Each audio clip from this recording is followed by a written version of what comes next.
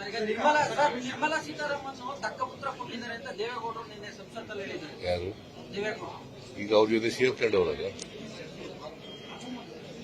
BJP ಜೊತೆ ಸೇರ್ಕೊಂಡ್ಬಿಟ್ಟವ್ರಲ್ಲ, ಅದಕ್ಕೆ ನಿರ್ಮಲಾ ಸೀತಾರಾಮನ್ ಇದೇ ದೇವೇಗೌಡರು ಏನ್ ಹೇಳಿದ್ರು ಗೊತ್ತಾ, ನಾನು ಏನಾದ್ರೂ ಮುಂದಿನ ಜನ್ಮದಲ್ಲಿ ಹುಟ್ಟೋದಾದ್ರೆ ಮುಸ್ಲಿಂ ಆಗಿ ಹುಟ್ಟಬೇಕು ಅಂತ ಹೇಳಿದ್ರು.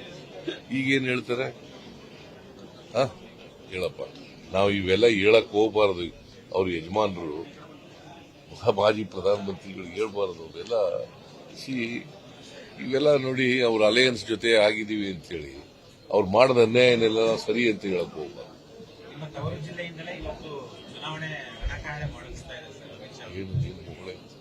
ಕಾಳೆ ಅಂದ್ರೆ ಏನಪ್ಪ? ಕಾಳೆ ಅಂದ್ರೇನು? ನೀವು ಬಳಸ್ತಕ್ಕಂಥ ಪದ ಇದೆಯಲ್ಲ, ಕಾಳೆ.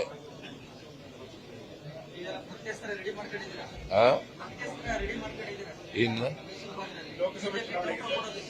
ಎರಡೂ ಗೆಲ್ತೀವಿ. ಚಾಮರಾಜನಗರ, ಮೈಸೂರು ಎರಡೂ ಗೆಲ್ತೀವಿ. ಹೋಗಿದಾರಲ್ಲ, ಅವೆರಡೂ ನ್ಯೂಸ್ ಫಸ್ಟ್ ನಿರ್ಭೀತಿಯಿಂದ ನಿಮ್ಮ ಪರವಾಗಿ.